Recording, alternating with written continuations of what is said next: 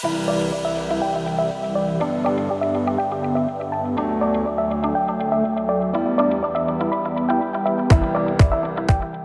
health and wellness providers, we know that better patient outcomes require a whole person, multidisciplinary approach that we just can't provide on our own. That's why I've started the Wellness Center Creators Podcast.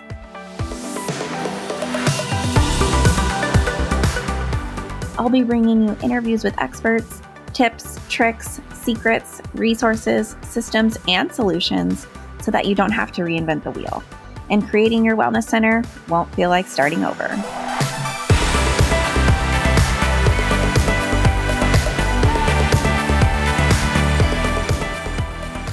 Welcome back, everyone, to the Wellness Center Creators Podcast. Today on the show, we have Dr. Josh Satterlee.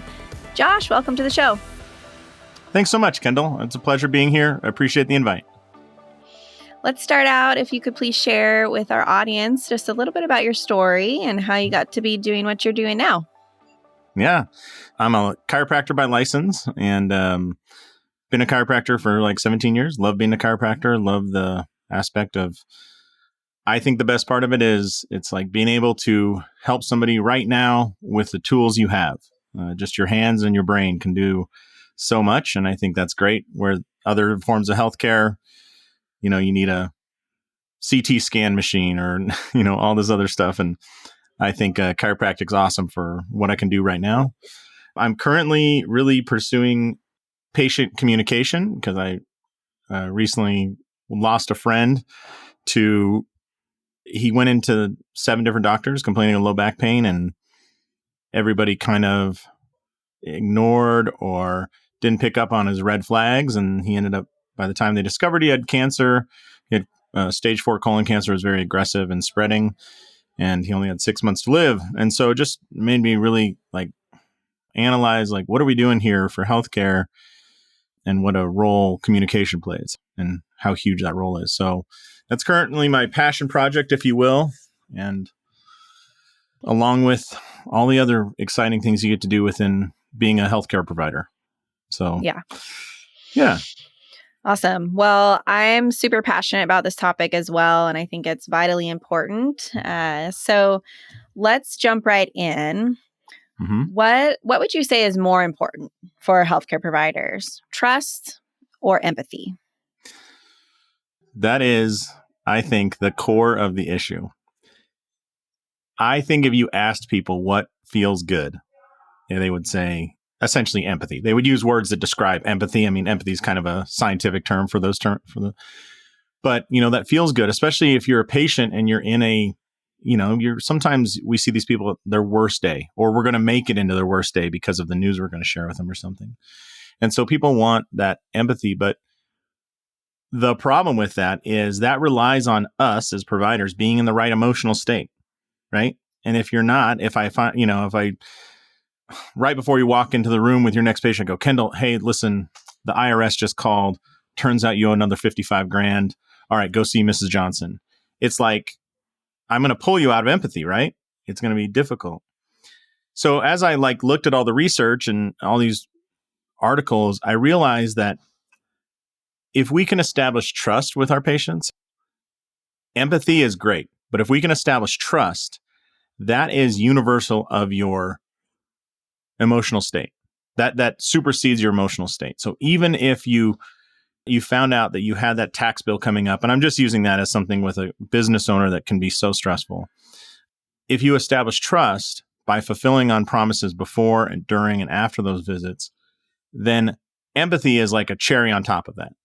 If you are in the right emotional state and you can be empathetic, that's even better. But I think everybody can think of somebody who they trust explicitly that maybe isn't the most empathetic, but you still have that emotional bond. Like for me, I have a football coach that changed my life. I would never describe him as empathetic, ever, at any practice, ever, any point.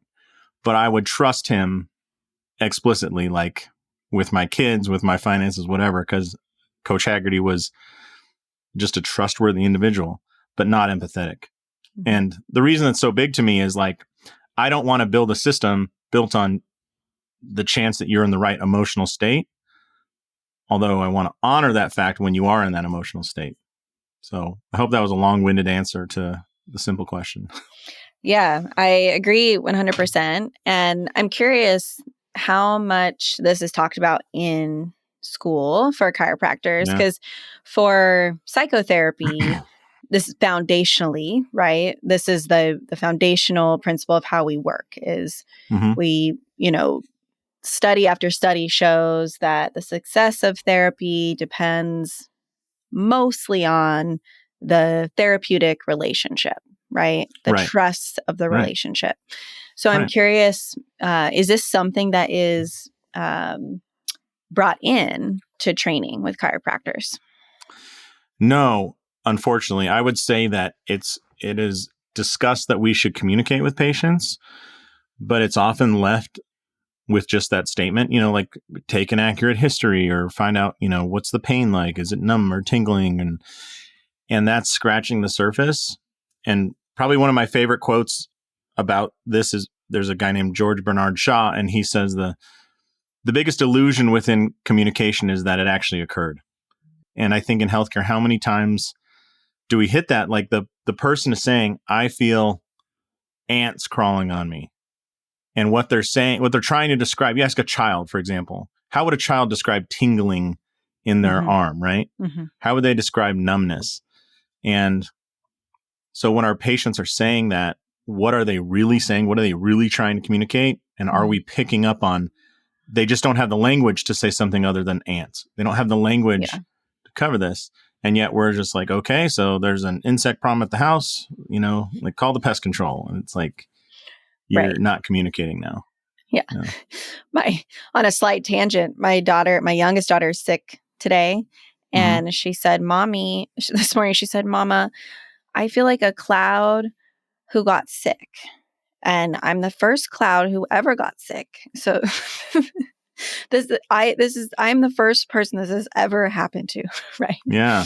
Wow. But the cloud part is what I am listening for, right? Because she's describing how her whole being in her head feels foggy and cloudy and, all the things. And so it shows up all the time with kids and adults. And I wholeheartedly agree with you. It comes down and you to think listening. too, going back to that trust thing, I would guess your kids have a very high level of trust with you, and they also interpret you as empathetic, right? They go to their mom when there's a problem they want to talk about. But if you were to somehow break their trust, would she still take the time to describe it as cloud or the only cloud that got sick? Or would she just say a very, like my tummy hurts, like a reduce the descriptive language? And that's where I think that this is so powerful, is if we can get into that descriptive language, our patients will often tell us so much more information than we set out at first to gain from them. Absolutely. So what do you think providers can do? Like, what's the number one thing you think providers can do to increase trust with patients? So again, I'm sure you as a business owner and you like with all you've built, that systems beat superheroes, right? I would rather build a system that works for every person in a building than go out and search for a superhero level amount of empathy and communication, right? Because what I want to know is that our worst day, our worst communicator on our team is still going to do a really good job. Maybe not the best job, but it has to get above a certain level or we're not providing healthcare, right? So we talk about something called like prognostic communication, or we can term it differently, just preemptive communication. So I use this example all the time. And this is part of building the system to do this. If you had gone to a brand new personal trainer, right? And you've never worked, let's assume you've never worked out in your entire life, right? You've never done anything and you decide to start working out at age, let's say you're age 55, right? And you start working out. What would be a really good message to get from that trainer the night of your first workout? Like what can he or she see is going to happen to you in the next 24 to 48 hours that you may not be ready for? If they go, hey, you did a great job today. It was a pleasure meeting you. By the way, you might be a little sore tomorrow when you wake up. And that soreness may get worse. So here's some tricks for it, right? Like they're guiding you on that path before you even realize that. When I use that example of personal trainer, everybody's like, oh yeah, blah, blah, blah. And then I say, what do you do in your office? And then it goes silent, right? It's like, there are things that people may not be ready for that we could guide them through. And forget like clinically. How about this? Kendall, you've pulled into your parking lot 5,000 times, right? But what would it be like for that patient the first time they pull in? And what are some possible ways it could go south, right? Like, I don't know. I use parking because it's commonly something where it's like, don't park here. You could get towed. There's only 4 spots up front and they're often full. So where else could you park, right? And then if you're looking at the building, where is the entrance, right? So I would say if you can preemptively communicate with your patient and establish from the get-go, we're going to guide you through this. And it starts with, we're going to guide you through how to park at our clinic for your first time. Mm-hmm. So send a picture of your building or of your parking lot or wherever and say like, park here and use this door, right? And just send literally a picture of your building. I think small things like that can go so far to build that trust. And we instead wait for that patient to be in our office, already parked, already gone in the right door, already talked to the person at the front desk, already. And then we're like, okay, well, after you do all that, then we'll start our trust building. And I'm like, no way. I don't want that. No. Because the real reason for that, the real reason to send a picture of like your parking lot is we often ask the highest level trust questions as healthcare providers in the lowest trust environment. Meaning, if you're coming into a chiropractor and you're talking about low back pain, I'm going to ask, hey, do you have any incontinence? Or, do you have any what's called saddle paresthesia, numbness in your genitals, right? These are high trust questions. And when do I ask them? In the first 5 minutes of our very first meeting together. Well, if I was like on a date with someone, in the first 5 minutes, would I ask, how many times you declared bankruptcy and have you ever been addicted to any illicit drugs? Like those are high trust questions, but I would never ask them in that low trust environment. Yet as healthcare providers, we do it all the time. So we have to, and I'm not saying not to do that. So what I'm trying to do is establish the trust before that, guide them through the process so that when they enter your office, they already know who Kendall is. They already know and trust him. If you could send a picture of yourself 3 hours before the meeting, hey, I'm Dr. Josh. I look forward to working with you today. Little moves like that can do so much. And they're systematized. Like we can automate them. They're easy to do. So, and what you're talking about is really trauma-informed care. Ooh. And what that comes down to is helping people not be surprised by their experience and letting people know what to expect. And so the preemptive communication is a foundational trauma-informed practice, right? It's saying, really? That's fantastic. You're doing it. But it comes down to, it's the same as someone's getting booked, depending on your system of getting people booked, even if it's automated, right? If it's online, right? There's those steps of communication that can go to them. But over the phone, you can go deeper into that, right? And making sure people are going through all the screening questions. They're going to be the right fit. The person tells them about their provider, right? All of that can happen over the phone, in person, or it could happen, through messages if it's online. But everything you're describing is a trauma-informed approach to practicing. I love whenever you go down a path and you're like, man, I hope it's right. And then some outside uninvolved party confirms that it's right. Because it just tells you like, no matter what path you go down, all roads will lead to these acts, which are the ones that we should all do as healthcare providers, regardless of license. Yeah. Hey, this is Shelby from the Jane team. Jane is an all-in-one practice management software designed to save you time with features like user-friendly online booking, efficient documentation, and an integrated payment solution. Here at Jane, we know your treatment time is valuable, and you'd much rather be helping your patients and clients than filling out paperwork or chasing payment information. Jane's online intake forms help you maximize your treatment time by collecting all of the right information before your patient even walks through the door. Whether you need to collect a credit card on file, insurance billing details, or sign consent, you can customize your forms to fit your practice needs. And Jane is HIPAA compliant, so you can feel confident knowing that your patient's data is stored securely. With patient details saved directly to their profile and questionnaires to their chart, you can say goodbye to your bulky filing cabinet for good. Learn more by heading to jane.app/guide. So you mentioned something in your notes about the 4-part apology framework. Oh. Tell us about it. So as I was like studying communication, if you just type that into PubMed, you're just going to get a whole boatload. But a very interesting subset of the communication research is around malpractice and, what causes people to engage in malpractice. And you're not going to be shocked by this, Kendall, but I want to share the stats. 72% of all malpractice cases are filed for communication issues, not medical procedures. Meaning it's not that you cut the wrong finger off if you're an orthopedic surgeon. It's that you were a jerk to the mom of the patient who's in the room, right? Yep. And so surgeons have twice as many malpractice complaints as anybody else. You would think, oh, that's because they're cutting. It's not that.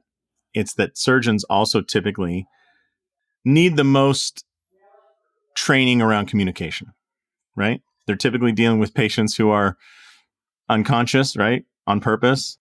But the pre-appointment and the pre-surgery appointments and stuff are where they typically get into trouble. So hospitals research this a lot because hospitals have to take the brunt of those lawsuits often. And they're expensive. So anyways, along that, there is a talk about the 4-part apology framework that they train some surgeons in.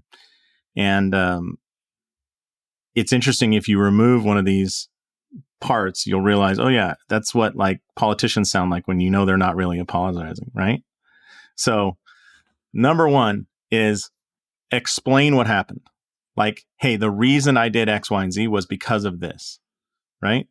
Number 2, actually apologize. Use the words, I'm sorry. Don't avoid saying that. And oftentimes, unfortunately, in malpractice training from hospitals, they'll say, don't ever admit to being sorry or show guilt or whatever. The research 100% disagrees with that. Clearly, it's important that you acknowledge the fact that you wronged this person and say sorry. So number 1 is explain what happened. Number 2, offer that you're sorry, right? Number 3 is offer reparations. Now, what that means is, hey, Kendall, I'm sorry that your appointment was screwed up. Let me tell you why it happened, so I'm going to explain it. And as a reparation or something I'm going to give to you is, in the future, we've changed our procedure because of this experience, right? Now, you want to be careful here. Don't say it will never happen again unless you can absolutely ensure that it'll never happen again. And I think in healthcare, I would never use that term, but say, here's how we're going to change in the future, right? And then the 4th part is reassurance. Like, I want you to know this matters to us, and we've made these changes. Here's what happened. And so moving forward, Mrs. Johnson, we're going to do X, Y, and Z, right? But if you think about like political and they always say like, oh, hopes and prayers are with the families. They're not offering an apology. They're not offering any change to their behavior, any reparations. They're usually not explaining things that happen. Although that's the one place I will say that politicians often explain what happened. There was a horrible train accident and 137 souls were lost, but they don't like go deeper than that. So those 4 parts will save you, and have been shown that if you just say you're sorry, explain what happened, so there's agreement on the facts, offer some sort of reparation and reassurance, that typically the offended party will not sue you. Mm-hmm. Yeah. They might be goes angry, a long way, but they won't to enter. Yeah. Just sort of disarm the situation. Yeah, that's a great framework. I'm curious what you think the barriers are for healthcare providers to put more of these systems in place for the preemptive communication, prognostic communication, those kind of taking time to build the trust. Because we could, Western medicine, we could get into all of that, which would be another episode around like, there's just not enough time with the patient, right? But when we think about alternative medicine, whatever we want to call it, if you are making enough time for the patient, what do you think the barriers are to put these systems in place? So remember the quote, like the most the most common illusion in communication that actually occurred, right? So I would say, number one, how do you communicate? And analyze that and say, like, if I communicate that way and my partner does and my kids do and whoever, then look at that and say, it's worthy of me communicating with my patients that way, right? So I will just say this. Do you typically communicate with the people that matter in your life through email, phone call, text, or DMs on social media? Rank them in order for me. You asking me? Yeah, I'll use you. You're the only other person on the podcast, so I'll ask you. Didn't know if it was rhetorical. Yeah. No, I think people listening, obviously, rank it, but here, I'll just Yeah. make this point. Yeah. So for me personally, the most important people in my life, I communicate mostly in person or through, if we think business wise, it would be in person also, but through email. I don't. But that's not what I asked. What'd you ask? People that matter in your life, like friends and family, how do you communicate with them most of the time? Oh, okay. I thought you said important people in my life. So friends and family, I mostly communicate with through in-person and text message. Mm-hmm. And then what would you say is number 3? So in-person, text message, phone call, email, and DMs on social media are the 3 that are left. Phone call, email, and then DMs, which would be very rare. Right. And just for clarity, that's a very age stratified thing. DMs on social media are the most common 25 and below, right? That's yes, I'm older than that. And yep. And phone calls are very biased towards typically like your parents, I would guess, would a higher percentage of phone calls than they would anything else. But I would say text message is the most common, right? And I think that we should tailor our communication to the way that our patients communicated with us. So I would say, yes, if they're text-based, it's important to have two-way text messaging. And I stress the two-way because one-way text messaging, one-way communication methods just don't work for anybody, right? Now, if that person reached out to you through Facebook Messenger, it'd be sweet if you reach back out to them through Facebook Messenger, because allowing our patients to set the tone or the pathway for communication is a good way to build that early trust instead of forcing you to switch to another method, right? Yes, agree. So I think two-way texting. And then, like you said, there are times when you want to jump on the phone. And that's, in high trust situations, a very common thing. For example, people call their bank. They don't feel comfortable texting with their bank, right? And it's just a common thing. So having those systems where you can two-way text and then phone call, and then email still plays a role there. The problem with this is that, as you know, there's a lot of great EHR systems and stuff, but they force you to email. And I would just tell everybody listening, like, really evaluate, like, is that the best way that you want to do it? Because it does force the other person to play your game, which is not as trustworthy as allowing to play their game. Yeah, I agree with you. And I think, EHRs are starting to catch on, and hopefully this will be built out into our very favorite system soon. I'm curious if you have a system that you like to use for two-way texting, and maybe it's combined with a web-based phone, or what are you using personally? We have a system. We sell software, so I'll be very upfront. And it was to combat this problem, which is our software is called Trust Driven Care. Nice. If you go to trustdrivencare.com, but I would say it focuses first on two-way text messaging, because that's what 98% of people communicate with. And then from there, you realize you can do other things. So you could offer online courses, right? If you have a course about parenting, I'm assuming a course that you might have, Kendall, but parenting from a certain perspective, that may be a course you want to offer, and offering that through two-way text for them to get in and register for it, enter their email. I see. It just smooths things out. If you think about calendaring solutions, not medical appointments, but non-medical appointments you might have as a business, like hiring somebody or, setting up time to work with a vendor. Those things work really well through two-way texting. But first you got to establish that communication path, which is two-way text messaging. Awesome. Yeah. I can't wait to check it out. It sounds like you have a giveaway for our audience, maybe a guide that you might be able to offer. I might be able to offer something. Yeah. So It's the ultimate guide. Oh my gosh. Sorry. Just the ultimate guide. Yeah, the ultimate guide to awesomeness. I can't remember if it's the healthcare provider's guide to communicating or the ultimate guide to healthcare communication. Both of those were names of it. We we constantly modify it, but I'd love to share it with your audience and get them. But here's the one way I would think about it is like, I always challenge our customers or users to do this. Think about if you were taking your grandmother to an appointment, right? Let's say she needs to go see a new primary care physician. And you're like, all right, I'm taking you Wednesday at 10 a.m. And then an hour before you're supposed to take her, for some reason, you can't go anymore, right? You came down with an infectious disease and you don't want to spare it to grandmother, but she still needs to go. How would you handle it to ensure that she makes it to that visit if she's going to now drive herself, right?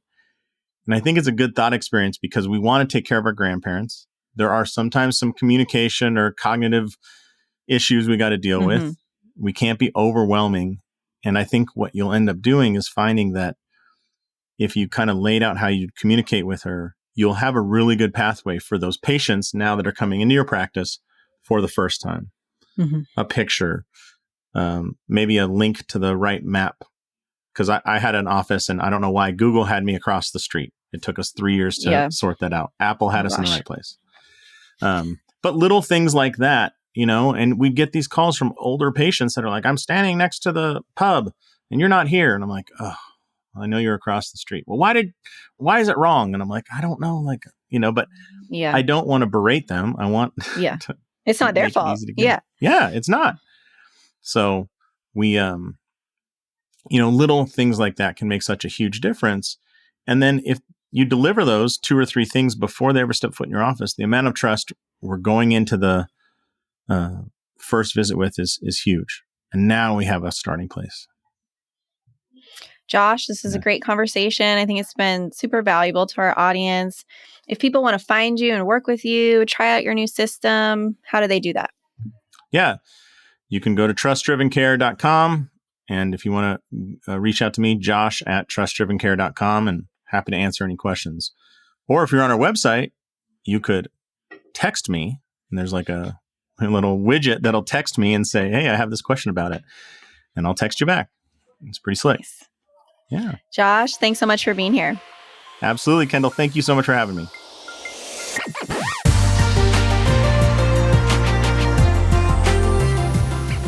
Thanks so much for listening to the Wellness Center Creators Podcast. I hope you enjoyed the episode. Please visit our website at wellnesscentercreators.com for more show notes and additional episodes. Plus, if you do have time, please subscribe to the podcast and please consider rating and reviewing the show. That will help other people find us.